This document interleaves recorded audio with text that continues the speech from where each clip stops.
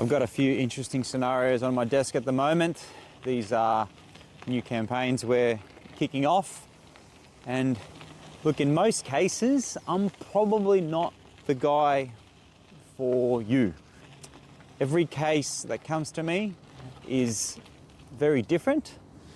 And most cases I just help, I give advice, I give direction.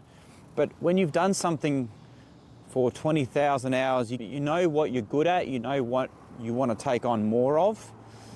And at the moment, we've got a recruitment agency site, we've got a new physio that's going to be selecting the brand new domain and brand.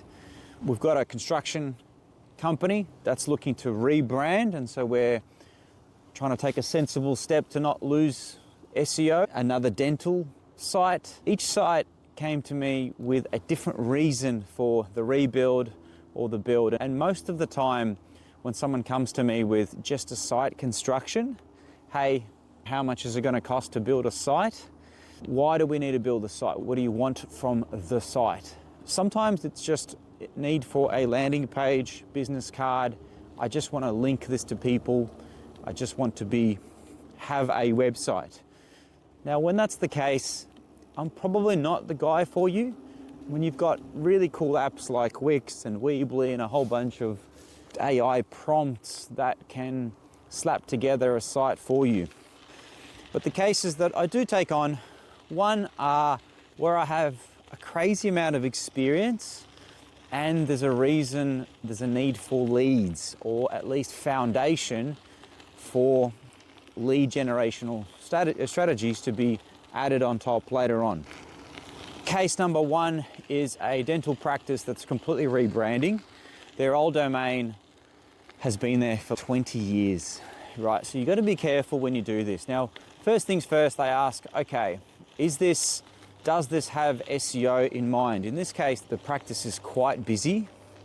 And so every time we've discussed it, we definitely want it to be SEO optimized, and we want to mitigate the SEO loss, but we want to hold off driving new attention. So in my eyes, that means, okay, let's take a look at the old website pages.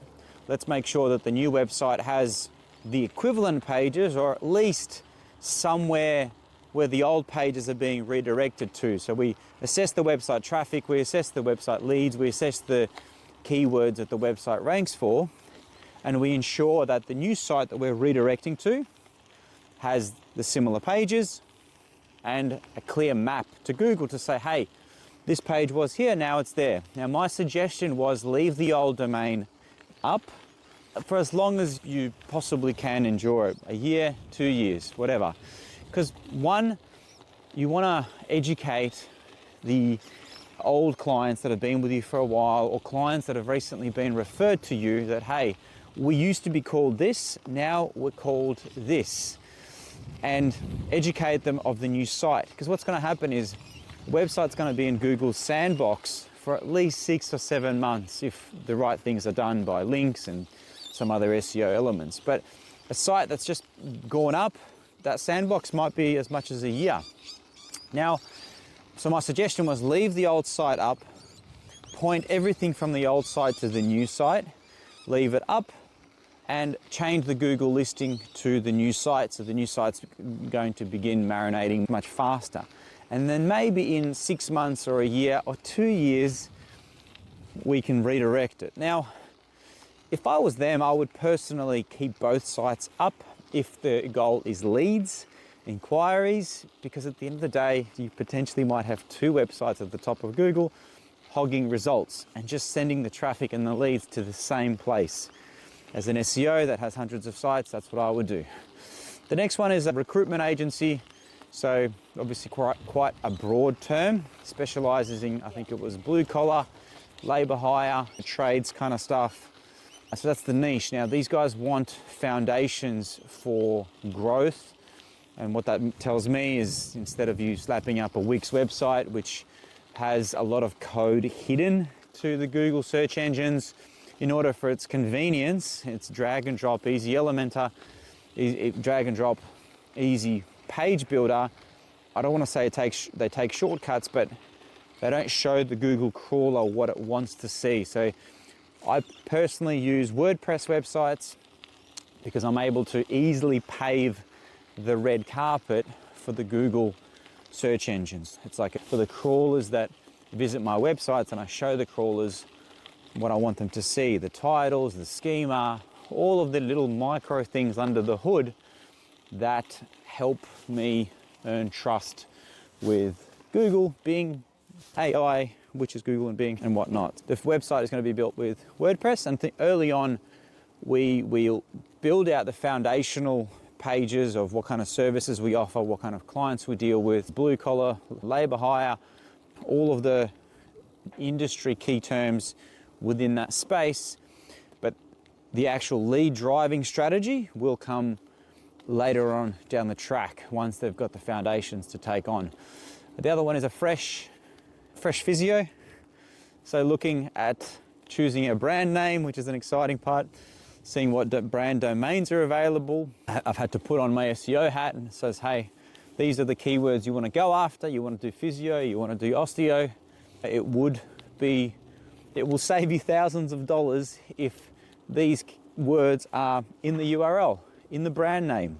When I say it'll save you thousands of dollars, I'm seeing like it's never been clear that exact match domains work so right now. There was a time where Google was moving away from exact match domains, and essentially it's where the keyword is in the URL. Dentist Melbourne, dentist Brighton. I like to go with a hybrid of brand plus keyword and bonus points if you have the geo. But if you go keyword, brand plus keyword, that's fine also. So back and forth between the SEO head, which is me, and the business owner. Finally, I think he's chosen a domain, and we're now at the stage of planning out our URL structure. Now for a physio, just go look at the top ranking websites on Google in Melbourne and Sydney. Go throw those domains into something like Screaming Frog or Ahrefs or SEMrush. Go pull their top performing pages. Sit down on Excel and say, okay, do you offer these services that they are offering? And there's your URL structure. Throw those Excel exports into ChatGPT and say, organize this because I'm lazy. But don't say please because it cooks the CPUs. I'm joking. Say please and say thank you. Because when the robots come, you want to be remembered as the one that was polite. What's the other one? The Rebrand, the tradie Rebrand. So construction company right now doing home renos. I had a really firm conversation because the call went something like this. Hey, I really like this name. We want to go after Lux Builds now. In about a year, I'll get my license to do that. I want my URL, my website to be, was this, now it's this. I go, hold on, we're going to consume. What does that actually mean? And this is what happens when agencies just nod and do. Because sure, that's a cool, easy billable item of a website rebuild and things like that. But if someone doesn't have the hard conversation with the client and informs them, if it's like an account manager that has no idea about SEO or a sales rep whose job it is to sell a website, they're going to sell them the website. Now, imagine this website's existed for a couple of years. It's had years of SEO done to it. It's getting to 30, 40 leads a month. It's got Google Ads running, and sure, the Google Ads can bring across, but this website ranks at the top of Google Maps, organic results, it's got a Google listing. This agency is these website designers are about to deploy a new site with a new brand, and then just redirect one site to the other, just to the root. You're going to reset all the SEO. You're going to lose all the leads. And hey, by the time you've realized that your leads have dropped off, it's going to be too late because that site would have already been up for a few weeks. And you're going to realize, oh shit, where are the inquiries? So my suggestion there was, hey, let's keep the current site as it is. Let's pick up the new domain that you've decided on anyway. Let's start chipping away at the correct design because you want upper class sort of luxury builds. Whereas right now you're concentrating on maintenance work and the things that bring you money because you don't have your license yet to take on those gigs and you can't really produce a folder of projects so I can display your luxury. If we're going to sell luxury builds, we have to have some sort of a track record of luxury builds. Oh no, doggies run off.